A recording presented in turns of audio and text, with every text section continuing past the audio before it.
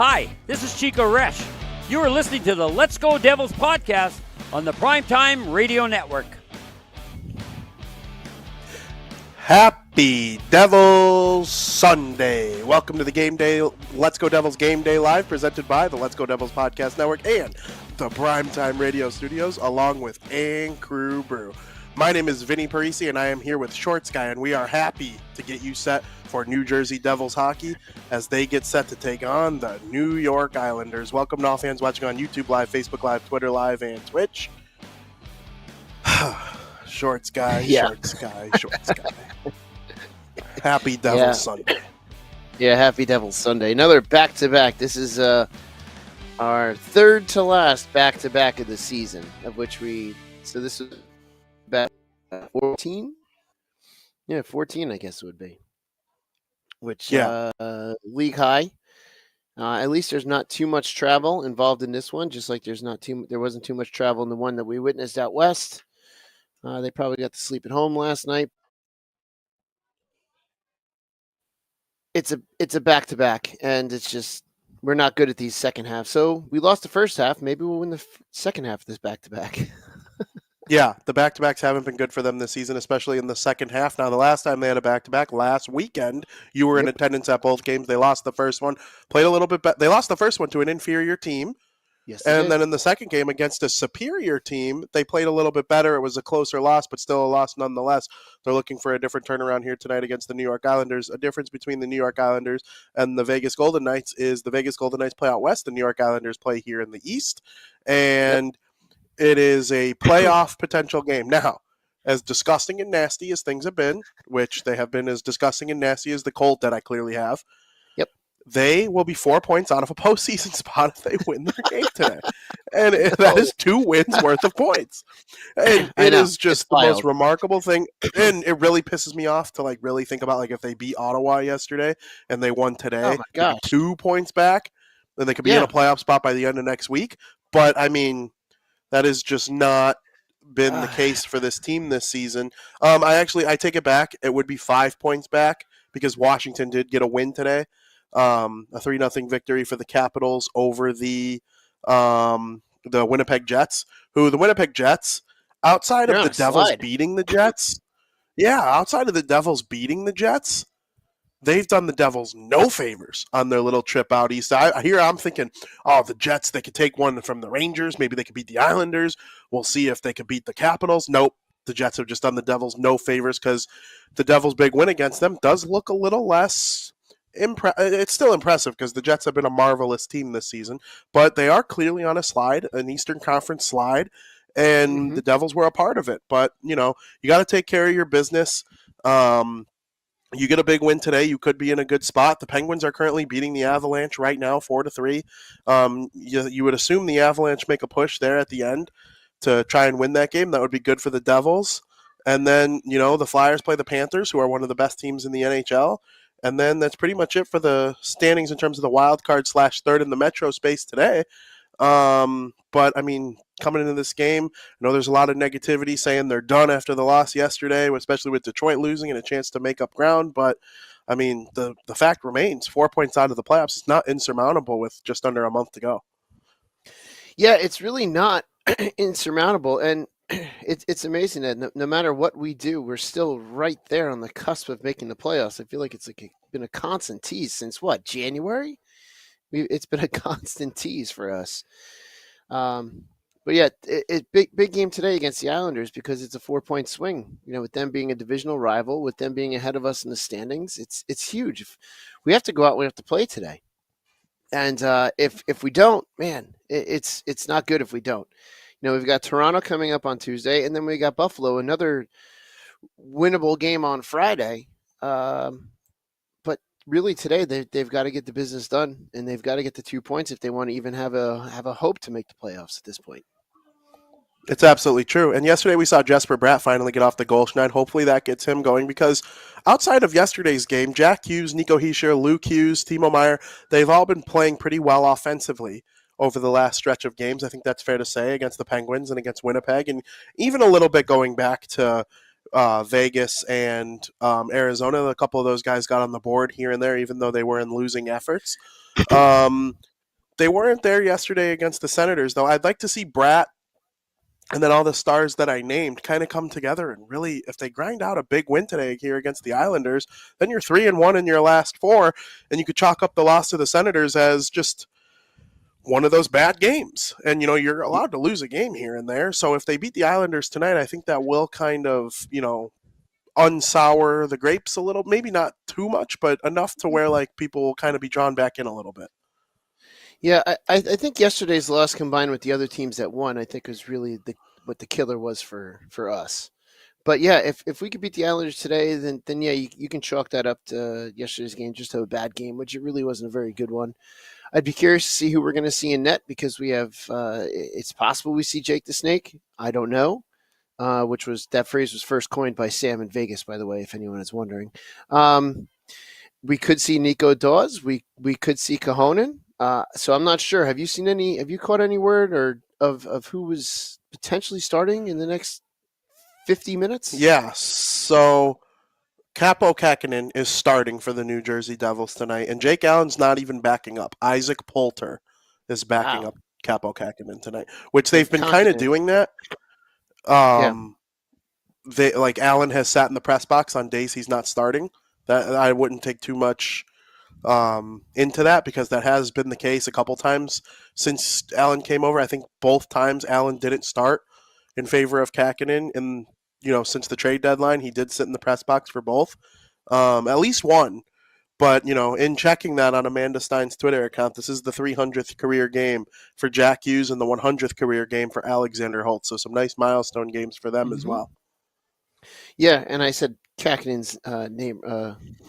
I said his name wrong. Anyway, I'm curious if that's a Jake Allen request to sit up in the press box just to get a view of the team and what he's got. I'm curious if that's something he wants to be able to see, knowing that he's not going to get the start. It's a whole different view from the press box versus the bench. So I'm curious if that's by his own request to do that. Absolutely. That is a good question. There's probably a way we could find an answer to that. But it is true, though. You would assume that there would be some validity to that if that were his actual request, because, we call it the zone of brilliance when you sit up high and you can see everything that's going on. And when things don't have to be a split-second decision, it just looks a little bit easier to comprehend. So, absolutely, it wouldn't shock me if that were the case. I would very much enjoy that if I were a goaltender on games I'm not starting. Yeah, and my guess with him playing yesterday, it was second half to a back-to-back, so there's probably no point in him even being on the bench because you don't want to have to go in. He is he is an older goalie, even though he's younger than me.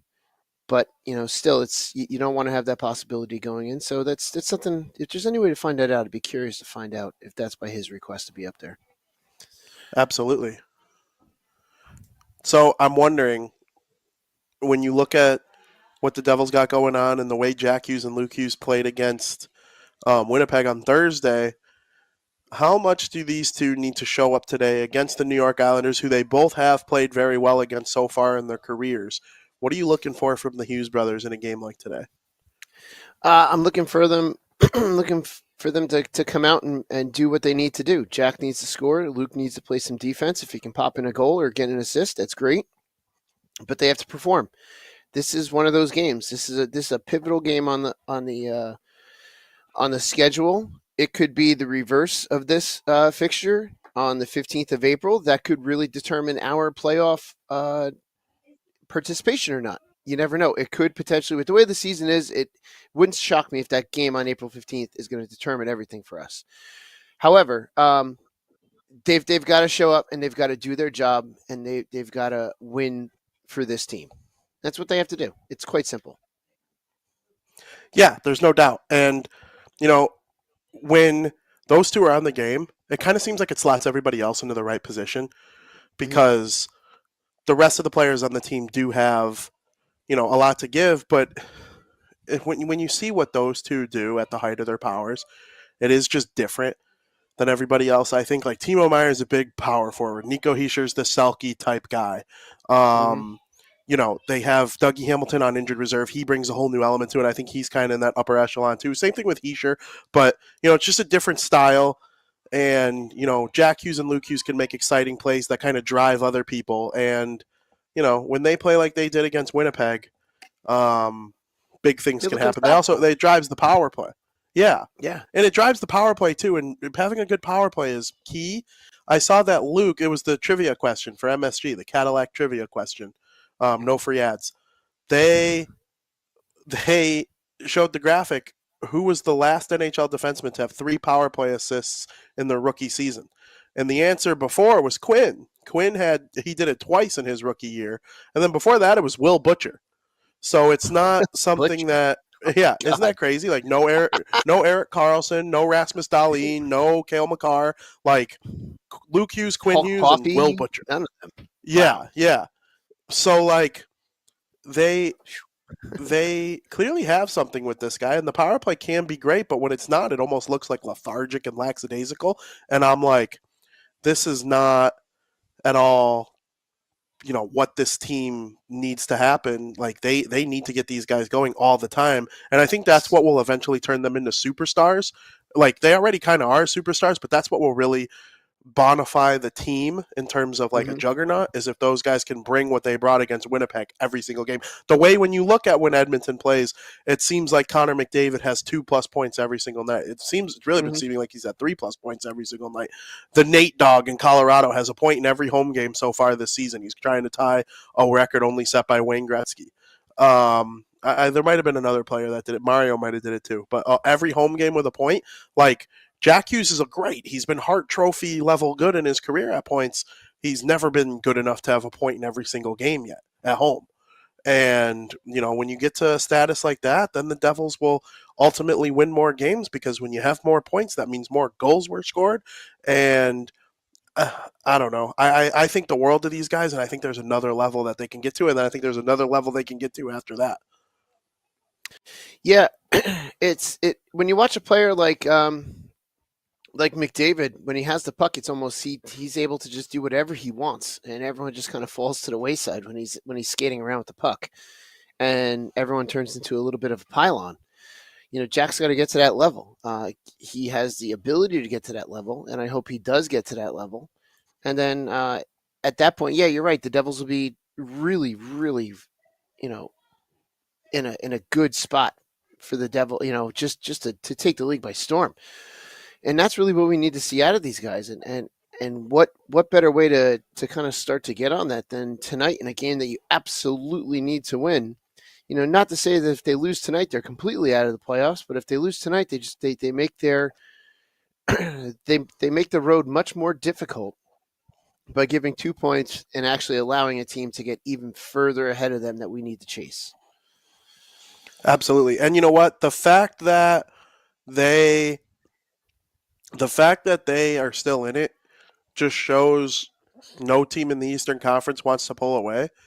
Yeah. And I think if they do end up missing the playoffs, that's one thing I'll look back on the season most frustrated with is that the league in a down year, the league begged them to still make it, which would have made them dangerous in the playoffs.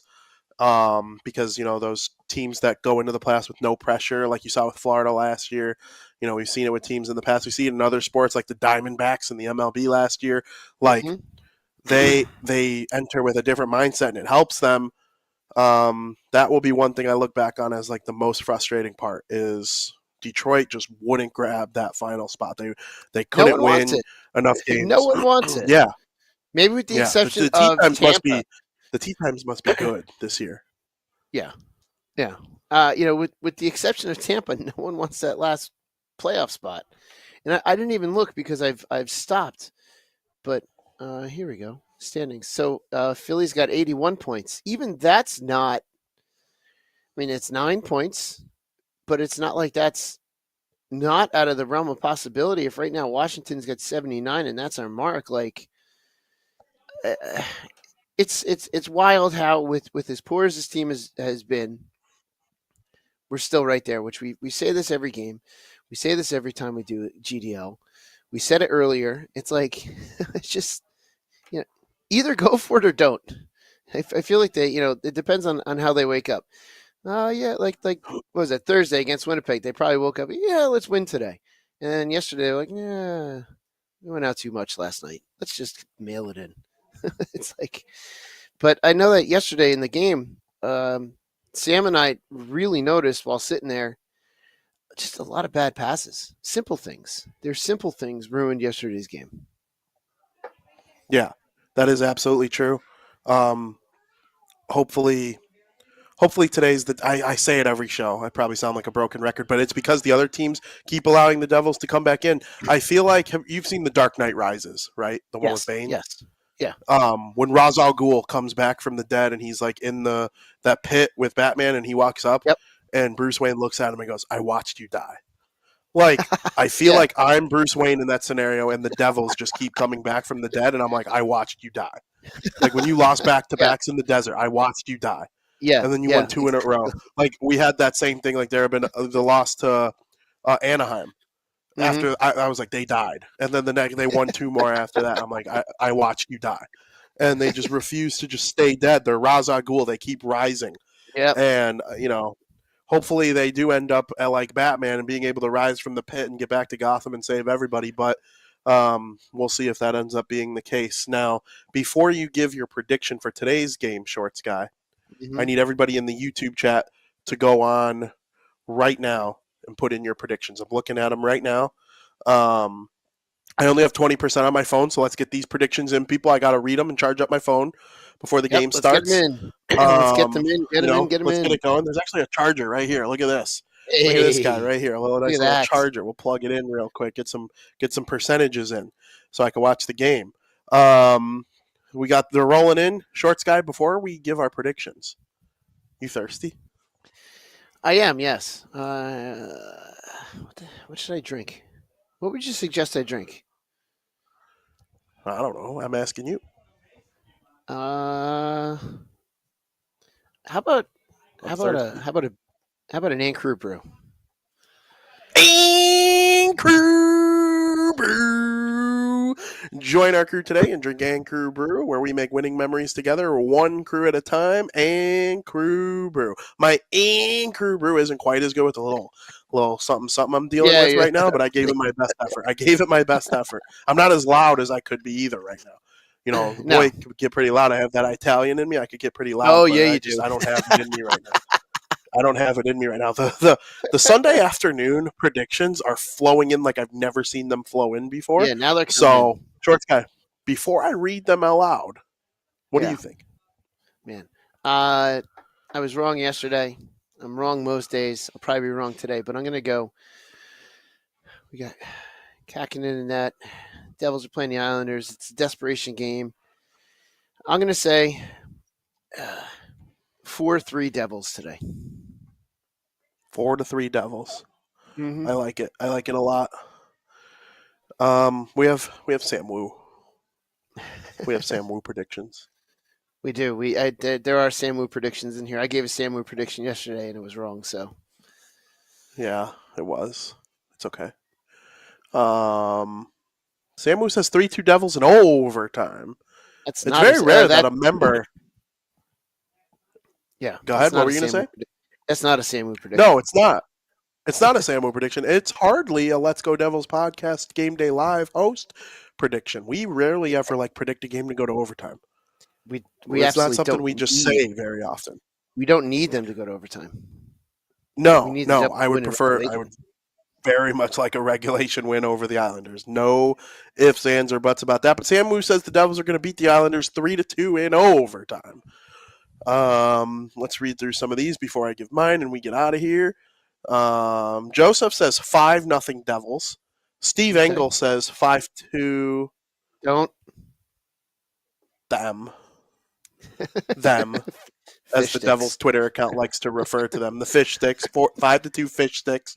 But you know what? There's becoming something romantic about Steve Engel picking the other team because Yeah, then that's like true. he's the one who's always wrong, not us. Yeah, that's So true. like, good for him, good for us.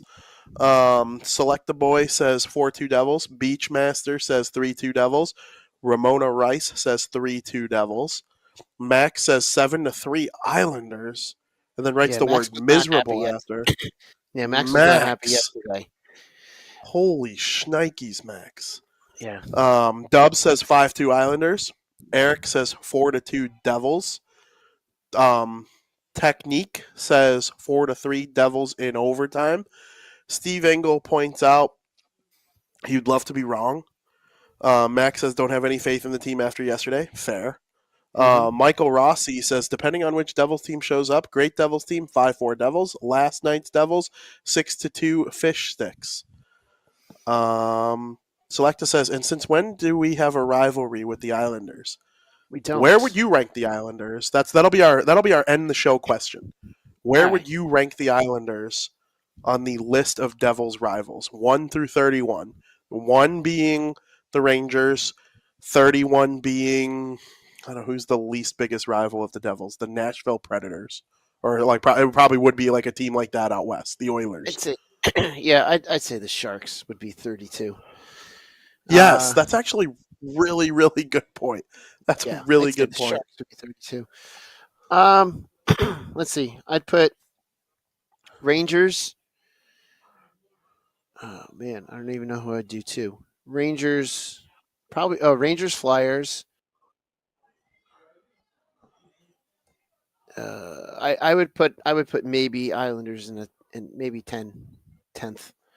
I don't see it as a 10th. math. I don't really see it as a rivalry. I don't really care. I was trying to think. So like Rangers, Flyers, and then you would maybe have the past Stanley Cup, teams that we played.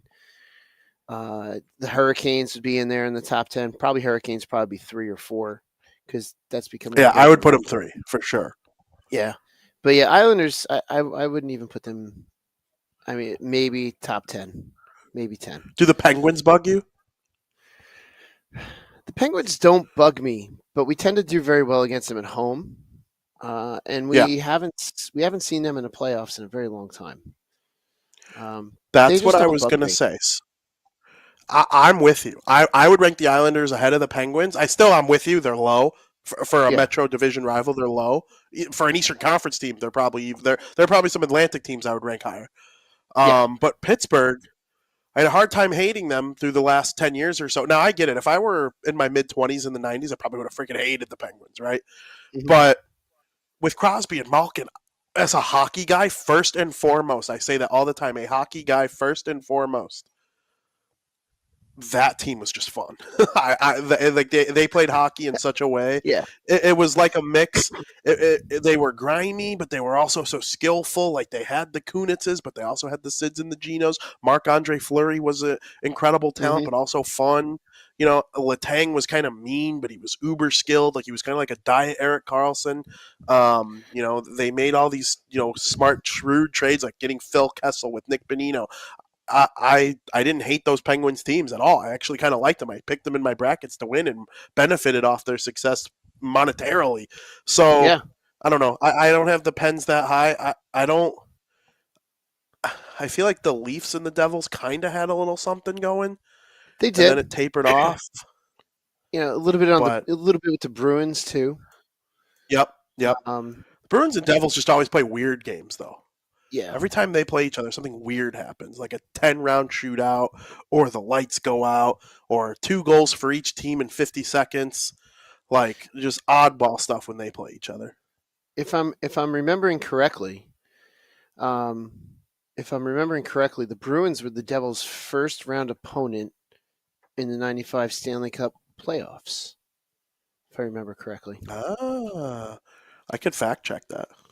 And I do remember Chris Terreri was the Bruin killer when they would go up to play in the old Boston Garden. Chris Terreri always got the start, and he always did very well against them. That makes sense. That absolutely makes sense. I can figure out really quick who played in. Yep, Boston, New Jersey. The Devils won the series 4-1. And I And then remember in the second round they beat. Go ahead. the second round. I can't remember the second round. I know Eastern Conference Finals was the Flyers. Yep. Who was second round? Pittsburgh. Okay. Yeah, Yep. because And now he's I in remember Detroit in the final. I remember in '95 when that first round was going on. I think I came home with like a good report card when I was in 7th grade, and I asked if we can go to the game. My dad was like, "Okay, yeah, we'll go to the game. You just got to go to school tomorrow." It's like, all right. And we went to the Devils playoff game for having a good report card. So Easy trade. absolutely. Well, Shorts Guy, it was a great show. I very much enjoyed doing this with you. Yep. Another Devils game, another Devils Sunday. Another one. Hopefully everybody enjoyed the broadcast. I'm not sure if do we have another Sunday? We might not even have another Sunday. I wonder. I'm not going to look. I'm not going to look through the whole calendar right now. Nashville. I got the calendar right here. To all the people in the U. Oh, perfect. Yeah. Oh, okay. Okay, so we do have one more Sunday. Yeah, one more Sunday. I hope everybody enjoyed in the chat. Very fun hanging out with you guys for a half hour, getting you ready for Devils versus Islanders. And hopefully they do pull out a big win today and leave the day 5 points out of a playoff spot. Not impossible, not likely, but we're still here to root for it. Hopefully next time we talk, I don't sound like I have two lifesavers up my nose. And, Shorts Guy can get rid of that not good enough sign in short order. But as of right now, it is well-deserved. Great, get rid of that. Well-deserved to be hanging right there, Shorts Guy. For Sam Wu, Shorts Guy, the Let's Go Devils Podcast Network, make sure you tune into Devils After Dark after the game that was today. Hopefully a big New Jersey Devils win over the New York Islanders. And as always, let's go.